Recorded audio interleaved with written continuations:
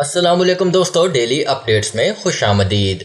दोस्तों, England cricket team के कप्तान मोइन अली ने कहा है कि दूसरे टी20 मैच में पाकिस्तान के खिलाफ अच्छे खेल का मुजाहिरा न कर सके। बाबर के स्ट्राइक रेट को तनकीद का सामना था। मुझे नहीं लगता कि बाबर का स्ट्राइक रेट बुरा है। मैच के बाद प्रेस कॉन्फ्रेंस में मोइन अली ने कहा कि हमारी बदकिस्मती रही। हमारी कोशिश थी कि मोहम्मद रिजवान और बाबर आजम पर मुश्तमिल ओपनिंग जोड़ी की पार्टनरशिप को तोड़ें, मगर ऐसा न हो सका।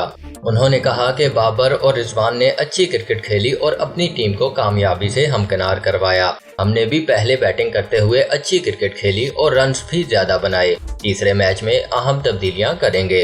उनका कहना था कि उम्मीद थी कि विकेट स्पिनर्स के लिए साजगार रहेगी। कराची की विकेट हमें नॉर्मल लग रही थी।